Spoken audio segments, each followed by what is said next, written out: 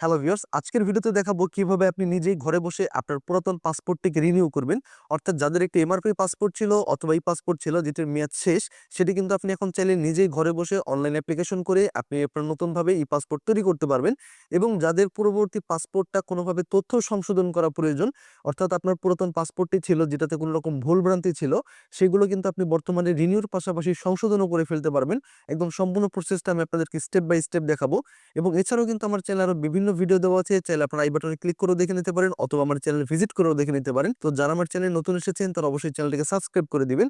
তাই কথা না বাড়িয়ে শুরু করি মূল ভিডিও। ওকে, তো দেখতে পাচ্ছেন আমার কম্পিউটার স্ক্রিন। এবার আমরা যে কোনো একটি ব্রাউজারে গিয়ে জাস্ট গুগলে গিয়ে সার্চ করব ই পাসপোর্ট লিখে। সার্চ করলে দেখবেন সবার উপরে কিন্তু ই পাসপোর্টের ওয়েবসাইটটি চলে আসবে। এটাতে আমরা ক্লিক করে দিব। দেন নিচে এখানে দেখতে পাচ্ছেন লেখা আছে যে ডিরেক্টলি টু অনলাইন অ্যাপ্লিকেশন। তো আমরা এই লেখাটাতে ক্লিক করে দিব। এবার এখানে আমাদের ছোট্ট একটি রেজিস্ট্রেশন করতে হবে পাসপোর্টের ওয়েবসাইটে। তো প্রথমেই লেখা আছে যে are you applying from Bangladesh, যে আপনি বাংলাদেশ থেকে অ্যাপ্লাই করছেন কিনা। যেহেতু আমরা বাংলাদেশ থেকে, তাই আমরা এটা ইয়েস রাখবো। দেন এখানে হচ্ছে select district of your present address. তো এখানে হচ্ছে আপনার বর্তমানে আপনি যে ঠিকানা থাকেন সেই ঠিকানার এখানে আপনাকে জেলা দিতে হবে। যেমন আমি বর্তমানে ঢাকায় থাকি, সেক্ষেত্রে ঢাকা। আর আপনার যদি বর্তমান বা স্থায়ী একই হয়ে থাকে সেক্ষেত্রে আপনি তো ওইটাই দিবেন। দেখেন হচ্ছে বর্তমান ঠিকানার আপনার যে পুলিশ স্টেশন আপনার থানা, সেই থানা আমাদের এখানে সিলেক্ট করতে হবে। তো আমি থানাও এখানে দিয়ে দিলাম ধামরাই। তো এবার হচ্ছে আমরা এখান থেকে দেন কন্টিনিউতে ক্লিক করে দিব। এরপর আমাদের এখানে একটি ইমেল অ্যাড্রেস চাচ্ছে। তো আমরা এক্ষেত্রে হচ্ছে আমাদের ইমেল অ্যাড্রেস এখানে দিয়ে দিব। তো দেখতে পাচ্ছেন আমার ইমেল অ্যাড্রেসটি আমি দিয়ে দিয়েছি। দেন এখানে হচ্ছে এই চেক মার্কে ক্লিক করে আমরা এখান থেকে কন্টিনিউ অপশনে সিলেক্ট করে দিব।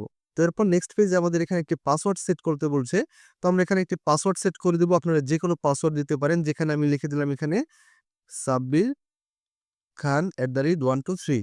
তো আপনারা যাবো একটু দেখিয়ে দিই পাসওয়ার্ডটা কেমন দিলাম। আপনারা এরকম জাতীয় একটা পাসওয়ার্ড দিবেন যেখানে একটা নামের অক্ষর দিতে পারেন যেকোনো কিছু, এবং প্রথম অক্ষরটা বড় হাতে দিবেন, দিয়ে একটি বা হ্যাশ, এরপরে কিছু নাম্বার দিয়ে দিবেন। তো এভাবে দিলে কিন্তু আপনাদের পাসওয়ার্ডটা নিবে। অনেকে বলেন আপনাদের পাসওয়ার্ডটা অনেক সময় নিতে চায় না। তো এভাবে দিলে পাসওয়ার্ড নিয়ে নিবে। দেন আমাদের এখানে হচ্ছে গিভেন নেম। এখন বলে রাখি, যেহেতু আমরা পাসপোর্ট রিনিউ করব, তো এক্ষেত্রে হচ্ছে কারো যদি আমাদের পাসপোর্টে কোনো রকম পূর্বের বানান ভুল থাকে তাহলে কিন্তু আমাদের এইবার সেটা সংশোধন করে দিতে হবে। অর্থাৎ আপনার বর্তমান এনআইডিতে যেভাবে আছে আপনার কিন্তু সেভাবে করতে হবে। অনেকে, আমি একটু ভালোভাবে যদি বলি, অনেকেই ধরেন আছেন যে আপনার পূর্ববর্তী পাসপোর্টে একরকম নাম আছে এবং আপনার এনআইডি কার্ডে অন্যরকম নাম আছে। সেক্ষেত্রে রিনিউ করতে গেলে কিন্তু আপনাকে অবশ্যই আপনার বর্তমান এনআইডি কার্ডের মতো অনুযায়ী করে আপনাকে দিতে হবে। এক্ষেত্রে একইভাবে আপনার এটা রিনিউর পাশাপাশি কিন্তু অটোমেটিক সংশোধন হয়ে যাবে পাসপোর্ট। এক্ষেত্রে হচ্ছে আমাদের পূর্ববর্তী পাসপোর্টে কি আছে সেটা আমরা বাদ দিয়ে আমাদের বর্তমান এনআইডিতে যেরকমটা আছে আমরা সেইভাবে দিব। এবং আমরা যে সংশোধন করে ফেললাম সাথে সাথে এটার জন্য কিন্তু একটা অঙ্গীকারনামা লাগবে, যেটা আমি ভিডিও শেষে আপনাদেরকে দেখিয়ে দিব। তো এখানে হচ্ছে আমাদের যেমন গিভেন নেম, তো এবার আমি গিভেন নেমে আমার নামটা দিয়ে দিই।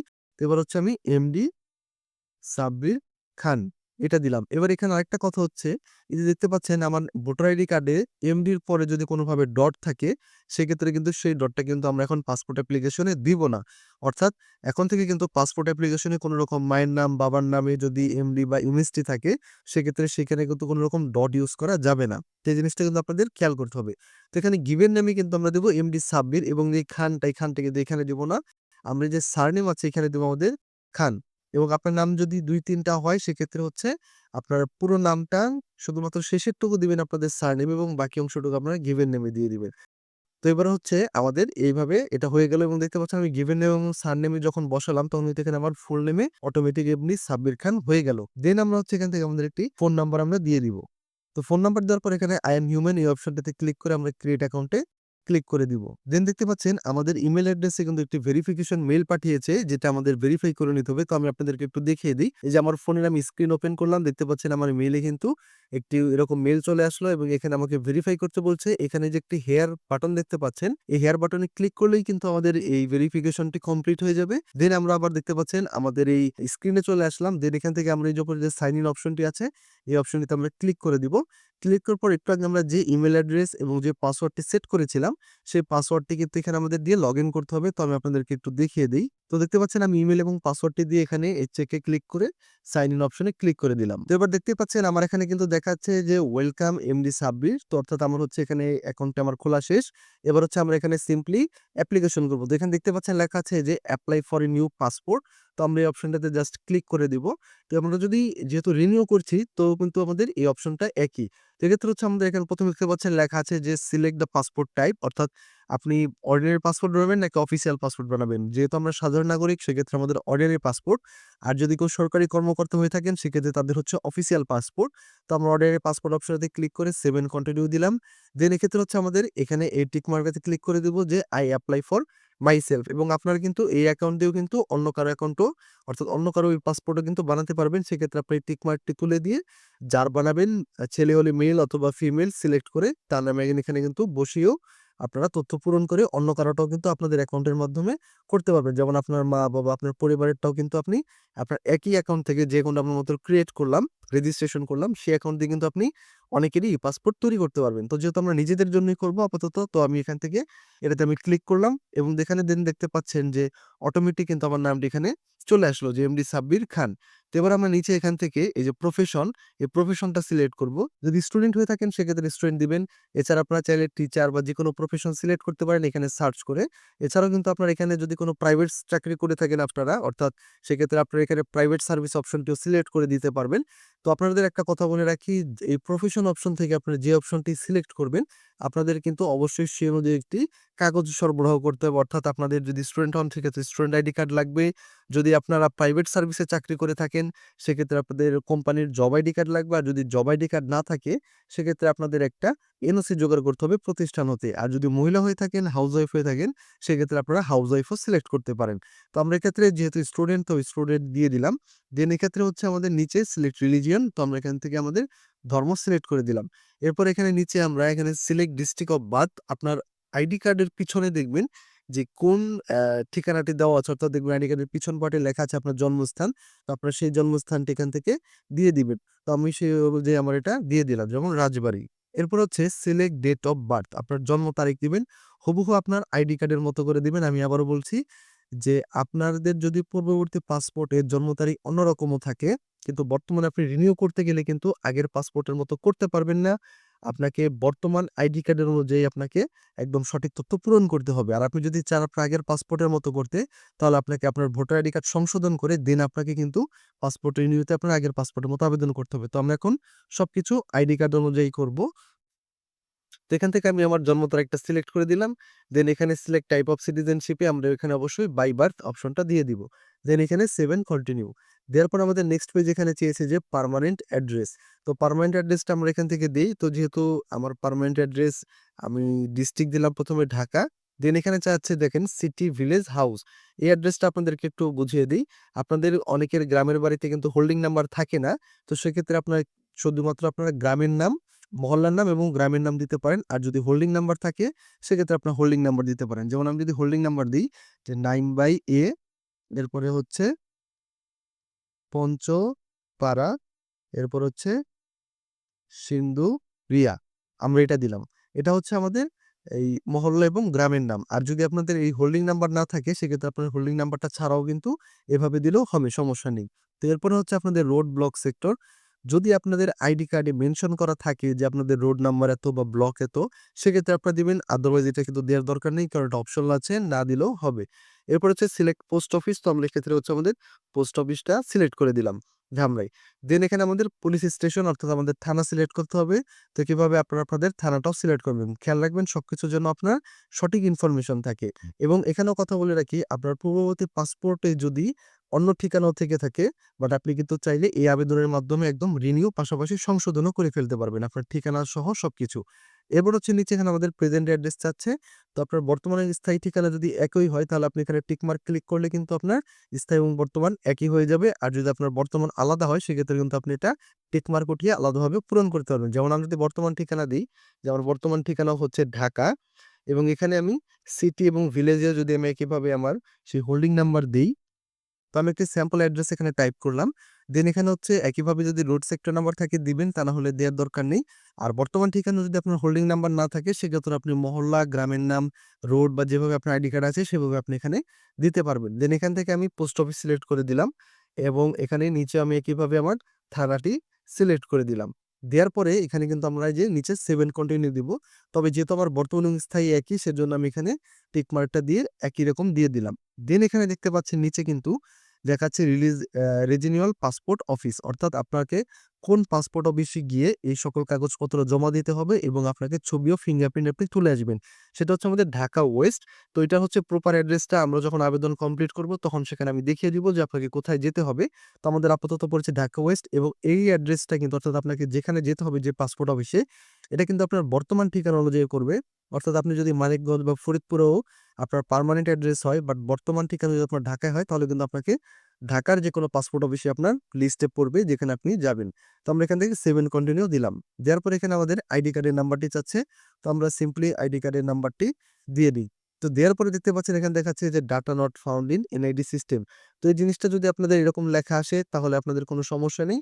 এটা হচ্ছে ওর হয়তোবা সিস্টেমের কোনো একটা সমস্যা আছে যার কারণে এই জিনিসটা এমন আসে। তো এভাবে আসলে আপনাদের এটা কোনোভাবেই কোনো কিছু করার দরকার নেই। এটা এভাবেই থাকবে। কোনো অসুবিধা নেই। দেন হচ্ছে এখানে আমাদের যেহেতু আমরা পাসপোর্ট রিনিউ করব, অর্থাৎ সেক্ষেত্রে আমাদের একটি অবশ্যই পূর্ববর্তী পাসপোর্ট আছে। তো সেক্ষেত্রে যদি আপনার এমআরপি পাসপোর্ট থেকে থাকে তাহলে আমরা এক্ষেত্রে yes I have a machine readable passport, আর আপনার যদি একটি ই পাসপোর্টই থেকে থাকে আগে, তাহলে এক্ষেত্রে yes I have an electronic passport এটাতে সিলেক্ট করব। তো ধরি আমার একটি এমআরপি পাসপোর্ট আছে, তো আমি এই অপশনটাতে সিলেক্ট করলাম। দেন নিচের এখানে অপশন আছে যে সিলেক্ট রিইস্যু রিজন, অর্থাৎ আপনার পাসপোর্টটা আপনি কেন রিনিউ করতে চাচ্ছেন সেটার একটি কারণ দিতে হবে। যেমন কনভার্সন টু ই পাসপোর্ট। তো এখানে অপশনগুলো অনেকে বোঝে না, এগুলো একটু বুঝিয়ে দিই। যেমন এই প্রথম অপশনটা হচ্ছে কনভার্সন টু ই পাসপোর্ট, অর্থাৎ আপনার একটি এমআরপি পাসপোর্ট আছে যেটার মেয়াদ এখনো আছে, বাট আপনি চাচ্ছেন আপনার পাসপোর্টটাকে চেঞ্জ করে ই পাসপোর্টে কনভার্ট করতে, সেক্ষেত্রে আমরা কনভার্সন টু ই পাসপোর্ট দিব। আর এক্সপায়ার্ড হলো আপনার পূর্ববর্তী পাসপোর্টটা মেয়াদ শেষ হয়ে গেছে, সেজন্য আপনি নতুন করে ই পাসপোর্ট বানাতে চাচ্ছেন, তাহলে আমরা এক্সপায়ার্ড দিব। আর আপনার পূর্ববর্তী পাসপোর্ট যদি হারিয়ে গিয়ে থাকে সেক্ষেত্রে হচ্ছে আমরা লস্ট দিব। আর আপনার পাসপোর্ট যদি তথ্য পরিবর্তন থাকে সেক্ষেত্রে হচ্ছে যারা সংশোধন করবেন তারা হচ্ছে ডাটা চেঞ্জেস। যেহেতু আমি আপনাদেরকে দেখালাম যে আমরা এই আবেদনের মাধ্যমেই পাসপোর্ট রিনিউ করছি এবং পাশাপাশি তথ্য সংশোধনও করছি, তবু আমরা এখানে এক্সপায়ার্ড অপশনটি দিব, কারণ আমাদের পাসপোর্টের মেয়াদটি শেষ এবং হচ্ছে আমরা সাথে সাথে এটা সংশোধনও করবো, সেক্ষেত্রে আমাদের এক্সপায়ার্ড থাকবে। আর যাদের এক্সপায়ার্ড হয়নি বাট তারা তথ্য পরিবর্তন করছেন শুধুমাত্র, সেক্ষেত্রে তারা ডাটা চেঞ্জ দিবেন। তো আমরা দিলাম এক্সপায়ার্ড। এরপর হচ্ছে আমাদের পাসপোর্টের নাম্বার চাচ্ছে। তো আমাদের একটি দেখবেন পাসপোর্টে কিন্তু আপনাদের যে নাম্বারটি ছিল সেই নাম্বারটি আমরা এখান থেকে দিয়ে দিব। তো দেখতে পাচ্ছেন পাসপোর্টের নাম্বারটি দিয়ে দিলাম। দেন নিচে এখানে আমাদের চেয়েছে প্রিভিয়াস পাসপোর্ট নাম্বার। তো আপনার পাসপোর্ট নম্বরে দেখবেন আপনার পাসপোর্টে কিন্তু একটি নাম্বার আছে, সেই নাম্বারটি আমরা এখান থেকে দিব। তো আমি এখানে একটি স্যাম্পল জাস্ট পাসপোর্ট নাম্বার দিয়ে আপনাদেরকে বোঝানোর সুবিধার্থে। দেন হচ্ছে এখানে সিলেক্ট ডেট অফ ইস্যু। একইভাবে দেখবেন আপনাদের পাসপোর্টে কিন্তু লেখা আছে যে ডেট অফ ইস্যু, আপনারা কোন তারিখে পাসপোর্টটি পূর্ববর্তীটা বানিয়েছিলেন, তো সেই ডেটটা আপনারা এখান থেকে সিলেক্ট করে দিবেন। তো যেমন আমি আমার পূর্ববর্তী পাসপোর্টের ডেটটা আমি দিয়ে দিলাম, এবং তারপর লেখা আছে এখানে ডেট অফ এক্সপাইরেশন, অর্থাৎ আপনার সেই পাসপোর্টটারও কিন্তু একইভাবে একটা এক্সপায়ার ডেটও থাকবে, তো সেই ডেটটাও কিন্তু আপনারা এখান থেকে দিয়ে দিবেন। এবং এই তথ্যগুলো অবশ্যই আপনারা পাসপোর্টের সাথে হুবহু মিলিয়ে দিবেন, কোনোভাবে কিন্তু মন গড়া তথ্য এখানে দেওয়া যাবে না। দেন নিচে এখানে আমরা এখানে লেখা আছে do you have passport of other countries, যে আপনার কি অন্য কোনো দেশের পাসপোর্ট আছে কিনা। যেহেতু আমাদের নেই তাই এখানে নো আই ডোন্ট হ্যাভ এই অপশনটি রেখে আমরা 7 কন্টিনিউতে দিয়ে দিব। দেওয়ার পর এখানে দেখতে পাচ্ছেন লেখা দেখাচ্ছে ফাদার ইনফরমেশন, অর্থাৎ বাবার তথ্য, বাবার নাম দিয়ে দিচ্ছে। এবং এখানে একইভাবে কিন্তু যদি এমডি থাকে তারপরে কিন্তু যদি আমাদের ডট থাকে বাবার আইডি কার্ডে বা আমাদের আইডি কার্ডেও, আমরা কিন্তু অ্যাপ্লিকেশনে ডট দিব না। এবং এক্ষেত্রে তার প্রফেশন চাচ্ছে, তো এক্ষেত্রে আপনি এখানে খুঁজে তার প্রফেশনটা দিবেন। এছাড়া যদি সে ফার্মার হয়, ফার্মার বা যে কোনো যে কিছু হলে আপনি খুঁজে বের করে দিবেন। আর যদি আপনার পিতা মৃত হয় সেক্ষেত্রে আপনি এখানে আদার অপশনটি সিলেক্ট করে দিবেন। একইভাবে আমরা নিচে এখানে ন্যাশনালিটিতে বাংলাদেশি অপশনটা সিম্পলি সিলেক্ট করে দিব। এরপর নিচে এখানে চেয়েছে যে এনআইডি, অর্থাৎ আপনার পিতার এনআইডি কার্ডের নাম্বার, এবং এখানে একটা অপশন আছে যে অপশনাল, অর্থাৎ এটা আমাদের দিলেও হবে না দিলেও হবে। তো কারা দিবেন না, যদি কারো পিতার এনআইডির সাথে আপনার নিচের এনআইডির কোনোভাবে অমিল থাকে, কোনো বানানে ভুল থাকে বা বানান মিসম্যাচ থাকে, নাম ভুল থাকে, সেক্ষেত্রে হচ্ছে আপনার এটা দেওয়ার দরকার নেই। আর যদি সব ঠিকঠাক থাকে তাহলে এখানে আপনি এনআইডি কার্ডের নাম্বারটা দিতে পারেন। এবং হচ্ছে নিচে কিভাবে আমাদের মায়ের নাম চেয়েছে, তো আমি এক্ষেত্রে হচ্ছে মায়ের নামও দিয়ে দিলাম। দেন এখানে আমাদের চেয়েছে সিলেক্ট প্রফেশন, যেহেতু উনি হাউস ওয়াইফ তাই আমরা হাউস ওয়াইফ অপশনটা সিলেক্ট করে দিলাম। এরপর নিচে এখানে ন্যাশনালিটি বাংলাদেশি চেয়েছে, এবং হচ্ছে নিচে এখানে ন্যাশনাল আইডি কার্ডের নাম্বার। একইভাবে যদি আপনার মায়ের এনআইডির সাথে আপনার এনআইডি হুবহু মিল থাকে তাহলে আপনি এখানে নাম্বার দিবেন। আর যদি মিল না থাকে তাহলে এটা ফাঁকা রাখলেই হবে, কারণ অপশনাল আছে, কোনো সমস্যা নেই। দেন নিচে এখানে আমরা সেভ এন্ড কন্টিনিউতে দিয়ে দিব। এরপরে এসেছে সিলেক্ট ম্যারিটাল স্ট্যাটাস। তো আপনি যদি বিবাহিত হয়ে থাকেন সেক্ষেত্রে ম্যারিড দিবেন। অ্যান্ড এখানে হচ্ছে স্পাউস নেম অর্থাৎ আপনার স্ত্রীর নাম দিবেন এবং তার প্রফেশন দিবেন হাউসওয়াইফ এবং হচ্ছে তার ন্যাশনালিটি বাংলাদেশী সিলেক্ট করবেন এবং তার ভোটার আইডি কার্ডের নাম্বারটি দিয়ে দিবেন। আর যদি আপনি সিঙ্গেল হয়ে থাকেন সেক্ষেত্রে এখানে সিঙ্গেল অপশন দিয়ে সেভ এন্ড কন্টিনিউতে আমরা দিয়ে দিব। এরপর হচ্ছে ইমার্জেন্সি কন্ট্যাক্ট রিলেশনশিপ অর্থাৎ একটা জরুরি যোগাযোগ নাম্বার। সেক্ষেত্রে হচ্ছে আমরা যেহেতু ফাদারের তথ্য পূরণ করেছি তাই আমি এখানে ফাদার সিলেক্ট করে দিলাম। দেন দেখতে পাচ্ছেন অটোমেটিক তার নামটা এখানে চলে আসলো। দেন এখানে আমাদের সিলেক্ট ডিস্ট্রিক্ট অর্থাৎ তার অ্যাড্রেসটা এখানে দিতে হবে। তো ডিস্ট্রিক্ট যেহেতু আমার ঠিকানাই তো আমি এখানে ঢাকা, পূর্বের যে অ্যাড্রেসটা আমি সেটাই দিয়ে দিচ্ছি এবং নিচে এখানে ইমেইল অ্যাড্রেস চেয়েছে এটা আমাদের দেওয়ার দরকার নেই এবং এখানে একটি ফোন নাম্বার দিয়ে আমরা কিন্তু এটা কমপ্লিট করে নিলাম অ্যান্ড দেন এখানে সেভ এন্ড কন্টিনিউ। দেওয়ার পর এখানে আমাদের অপশন এসেছে ২ টা, একটা হচ্ছে ৪৮ পাতা এবং একটা হচ্ছে ৬৪ পাতা। তো রেগুলার যেটা আমরা পাসপোর্ট বানাই সেটা হচ্ছে ৪৮ পাতার, এটাই যথেষ্ট সবার জন্য। এবং এই ৪৮ পাতার আমরা যদি ৫ বছর মেয়াদে বানাই তাহলে সেটা হচ্ছে ৳৪,০২৫ এবং যদি আমরা ১০ বছরের জন্য বানাই তাহলে কিন্তু এটা পড়বে হচ্ছে ৳৫,৭৫০ এবং আরেকটা কথা বলে রাখি, যারা জন্ম নিবন্ধন দিয়ে পাসপোর্ট করবেন তাদের কিন্তু এই ১০ বছর অপশনটা আসবে না, তাদের শুধুমাত্র ৫ বছর অপশনটাই আসবে। তো আমরা হচ্ছে যেহেতু আইডি কার্ড দিয়ে আছে এইজন্য আমাদের এখানে ১০ বছর অপশনটা শো করলো। তো আমরা ১০ বছরের জন্যই ৳৫,৭৫০ আমরা ব্যাংকে জমা দিব। দেন হচ্ছে এখানে আমরা সেভ এন্ড কন্টিনিউ দিলাম। এরপর এখানে আমাদের ৩ টে অপশন এসেছে, যেটা হচ্ছে একটা রেগুলার ডেলিভারি, একটা এক্সপ্রেস ডেলিভারি এবং একটা হচ্ছে সুপার এক্সপ্রেস ডেলিভারি। তো আমরা কিন্তু এখান থেকে ৩ টাই নিতে পারবো। তো রেগুলার ডেলিভারি হচ্ছে ২১ দিনের মধ্যে আমরা যে পাসপোর্টটা হাতে পাবো সেইটা। এক্সপ্রেস ডেলিভারি হচ্ছে আমরা যে পাসপোর্ট ৭ দিনের মধ্যে নিতে পারবো সেটা হচ্ছে এক্সপ্রেস ডেলিভারি। আর এটা হচ্ছে সুপার এক্সপ্রেস ডেলিভারি যেটা হচ্ছে ৩ দিনের জন্য। তো এটা নিয়ে আমার আলাইটি একটি ভিডিও বানানো আছে। চাইলে আপনারা আই বাটনে ক্লিক করে দেখে নিতে পারেন। সেখানে আমি দেখিয়েছি কিভাবে আপনারা আর্জেন্ট ৩ দিনেই পাসপোর্ট বানাবেন। তো আমরা নরমালি এখানে যদি এক্সপ্রেস ডেলিভারি নেই তাহলে দেখতে পাচ্ছেন ৳৮,০৫০ এবং যদি রেগুলার ডেলিভারি নেই তাহলে ৳৫,৭৫০। তো আমরা রেগুলার ডেলিভারিটাই নেই। এবং নিচে এখানে আমাদের দেখতে পাচ্ছেন অ্যাপয়েন্টমেন্ট ডেট অর্থাৎ আমরা কোন তারিখে পাসপোর্ট অফিসে যাব। তো এক্ষেত্রে হচ্ছে আমি যেহেতু আজকে অ্যাপ্লিকেশনটা করছি ৪ তারিখে, তো হচ্ছে আমার হচ্ছে ৫ তারিখ, ৯ তারিখ, ৮ তারিখ, 10 তারিখ এভাবে এই ডেটগুলো কিন্তু আমার অ্যাভেইলেবল দেখিয়েছে অর্থাৎ এই ডেটগুলোতে আমি পাসপোর্ট অফিসে যেতে পারবো। এবং অনেকে আবেদন করতে গিয়ে একটা জিনিস খেয়াল করবেন যে আপনাদের এই যে নিচে যে এখানে অ্যাপয়েন্টমেন্ট ডেটটা একটু আগে দেখিয়েছিলাম আমরা ক্যালেন্ডারের মতো, সেই অপশনটি না আসে তাদের এখানে এমন একটা অপশন আসবে যে ডেলিভারি অপশন অ্যান্ড অ্যাপয়েন্টমেন্টে যে in this passport office you can apply for a new passport without schedule and appointment. তো এটা আসার মানে হচ্ছে আমরা যারা ঢাকার বাসিন্দা তারা হচ্ছে তাদের পাসপোর্ট অফিসে যাওয়ার জন্য একটি অ্যাপয়েন্টমেন্ট ডেট পড়ে, সিরিয়াল পড়ে। বাট যারা হচ্ছে ঢাকার বাইরে থাকেন মানিকগঞ্জ বা বিভিন্ন জেলাতে অনেকে অফিসে আছে যেখানে কোনো রকম সেরকম সিরিয়াল নেই। তো তাদের এই অপশনটি আসবে। এখানের মানে হচ্ছে আপনি আবেদন করে প্রয়োজনে তার পরের দিনে আপনি পাসপোর্ট অফিসে যেতে পারবেন। তো যাদের হচ্ছে ক্যালেন্ডার ডেট আসবে তারা শিডিউল নিবেন অ্যাপয়েন্টমেন্ট সিলেক্ট করে। আর যাদের এরকম লেখা আসবে তারা হচ্ছে আবেদন সাবমিট করে তার পরের দিনই বা যেদিনে আপনার সুবিধা আপনি সেদিনই চলে যেতে পারবেন। তো আমি ধরি আমি একটু সুবিধা মতো আমার ডেট নেই। এখানে আমার সময় দেখাচ্ছে যে সকাল ৯:৩০, ৯:৪২ আপনি কোন সময় জমা দিতে চান। তো আমি নিয়ে নিলাম আমি সকাল ৯:৪ অর্থাৎ আমি ১০টার দিকে আমি এটা পাসপোর্ট অফিসে জমা দিব। দেন এরপরে আমরা যদি নেক্সট করি দেখতে পাচ্ছেন এখানে আমাদের অ্যাপ্লিকেশনটি ড্রাফট আকারে চলে এসেছে। এবার আমরা একদম পুরো অ্যাপ্লিকেশনটি একদম সঠিকভাবে পুনরায় রিভাইজ করব যে কোথাও কোনো ভুল আছে কিনা। যদি ভুল থাকে কোথাও কোনো, তাহলে এই যে উপরে দেখতে পাচ্ছেন এখানে যে এডিট অপশনটা আছে, এই এডিট অপশনে কিন্তু আপনারা ক্লিক করে আবার সকল তথ্য পূরণ করতে পারবেন। তো আমার যেহেতু সব ঠিকঠাক আছে তো এবার আমি নিচে এখানে টিক মার্কে ক্লিক করে confirm and proceed to payment অপশনে দিয়ে দিব। দেওয়ার পর এখানে আবার confirm and proceed to payment. তারপর নিচে এখানে দেখতে পাচ্ছেন অনলাইন পেমেন্ট এবং অফলাইন পেমেন্ট ২ টি অপশন দেখাচ্ছে। তো আমরা এখানে অফলাইন পেমেন্টে সিলেক্ট করব অর্থাৎ আমরা হচ্ছে এটা ব্যাংকে গিয়ে টাকা জমা দিব এবং অনেকে চাইলে অনলাইন পেমেন্টও করতে পারেন বাট আমি অফলাইন পেমেন্টে পছন্দ করি, সেক্ষেত্রে আমরা ব্যাংকে গিয়ে টাকাটা জমা দিব। তো আমরা হচ্ছে এই অফলাইন পেমেন্ট সিলেক্ট করে সেভ দিয়ে দিলাম। তারপর সেভ দেওয়ার পর আপনাদের সামনে এরকম একটি পেজ আসবে যেখানে download application form for printing এই অপশনটাতে আমরা ক্লিক করব এবং এখানে দেখতে পাচ্ছেন এখানে কিন্তু লেখা আছে যে পাসপোর্ট অফিস অর্থাৎ আপনি কোন পাসপোর্ট অফিসে যাবেন। তো এখানে দেখাচ্ছে ঢাকা ওয়েস্ট এবং এখানে আপনার কিন্তু লোকেশন দিয়েছে যে বসিলা রোড এত বাই এত বাংলাদেশ অর্থাৎ এটা এই অ্যাড্রেসটাতে কিন্তু আপনাকে চলে যেতে হবে এখানে যে পাসপোর্ট অফিসটা আছে সেখানে। এবং আমরা এখানে যে ডাউনলোড অ্যাপ্লিকেশন ফর্ম এটা যদি আমরা ক্লিক করি দেখবেন এখানে ৩ পেজের একটা অ্যাপ্লিকেশন চলে এসেছে এবং এটা কিন্তু আমাদের প্রিন্ট আউট দিয়ে নিতে হবে। এবং এখানে নিচে একদম দেখতে পাচ্ছেন এখানে একটা ডেট আছে, এখানে আপনার হচ্ছে যে ডেটে আপনার পাসপোর্ট অফিসে যাবেন সেই ডেটটা দিবেন এবং এখানে আপনাদের সিগনেচার করবেন। এবং এখানে আরেকটা অপশন দেখতে পাচ্ছেন প্রিন্ট সামারি অর্থাৎ এই যে পেজটা এই পেজটা কিন্তু আপনাদের এটা প্রিন্ট করে নিতে হবে। তো আপনারা চাইলে এখানে সেভ এস পিডিএফ অপশনে ক্লিক করে আপনারা সেভ করে নিবেন অথবা আপনাদের প্রিন্টার থাকলে সরাসরি প্রিন্ট করে নিতে পারবেন। তো এই পেজটা কিন্তু আমাদের কাজে লাগবে। এবার হচ্ছে এখানে আমাদের যেহেতু অ্যাপয়েন্টমেন্ট আছে, তো এই অ্যাপয়েন্টমেন্ট পেজ এবং আমাদের যে অ্যাপ্লিকেশন পেজ ৩ পেজের এই ২ টা প্রিন্ট আউট করে ১ কপি ফটোকপি এবং সাথে একটা এনআইডি কার্ডের ফটোকপি নিয়ে কিন্তু আমরা ব্যাংকে চলে যাব। ব্যাংকে গিয়ে আমরা কিন্তু এখানে টাকা জমা দিব। এরপর সবশেষে আমাদের একটি অঙ্গীকারনামা নিতে হবে। স্ক্রিনে আপনারা একটি ফর্ম দেখতে পাচ্ছেন। এই ফর্মটি কিভাবে ডাউনলোড করবেন আমি একটু পরে আপনাদেরকে বলে দিব।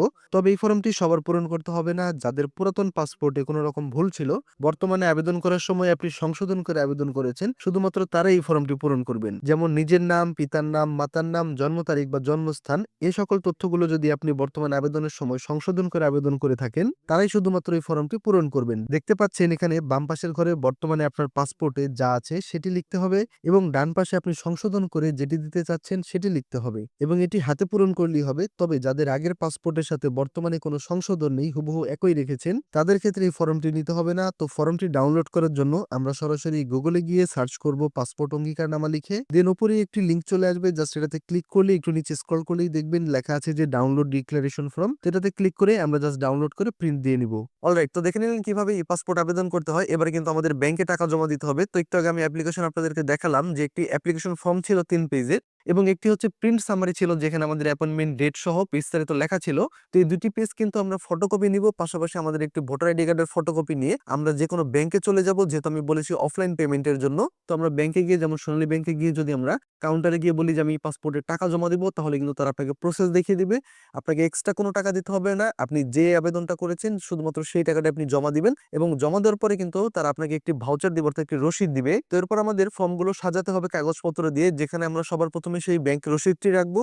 এরপর হচ্ছে আমরা প্রিন্ট সামারি পেজটি দিব। এরপর হচ্ছে ৩ পেজের ডাউনলোড যে অ্যাপ্লিকেশন ফর্মটি সেটি দিব এবং সেখানে আমরা ডেট এবং সিগনেচার দিব এবং তারপরে নিচে আমাদের দিব ভোটার আইডি কার্ডের ফটোকপি। তার নিচে দিতে হবে আমাদের একটি ইউটিলিটি বিল, অর্থাৎ আপনার বাসার বিদ্যুৎ বিলের ফটোকপি দিলেও হবে, অথবা যদি পানির বিল থাকে তো সরকারি যে কোনো একটি বিলের কাগজ দিতে হবে। তো এরপর দিব আমাদের প্রফেশনাল ডকুমেন্ট, অর্থাৎ আমরা যদি স্টুডেন্ট হয়ে থাকি সেক্ষেত্রে আমাদের স্টুডেন্ট আইডি কার্ডের ফটোকপি দিব। যদি আমরা চাকরি করে থাকি সেক্ষেত্রে আমরা জব আইডি কার্ড অথবা হচ্ছে একটি এনওসি দিব সেই কোম্পানি কর্তৃক যে আমাদের দিবে। এর নিচে দিব আমরা নাগরিক সনদ। তো সেক্ষেত্রে আপনারা আপনাদের ওয়ার্ড কাউন্সিলর বা চেয়ারম্যান হতে একটি নাগরিকপত্র সনদ সংগ্রহ করবেন।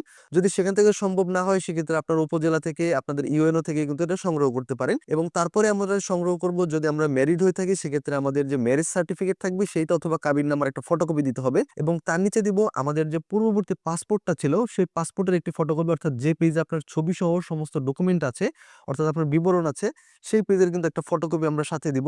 এবং আমরা অরিজিনাল কাগজগুলো অবশ্যই সেদিন সাথে নিয়ে যাব, যেমন ভোটার আইডি কার্ড, বিদ্যুৎ বিলের কপি, তো এগুলো অরিজিনালগুলো সাথে নিয়ে যাব, কারণ অনেক সময় তারা কিন্তু এগুলো দেখতে চায়। তো আমি যেভাবে সিরিয়াল বললাম এই সিরিয়ালে আমরা কাগজপত্রগুলোকে রেখে একটা পিন করে সেটাকে ফাইল করে ফেলবো।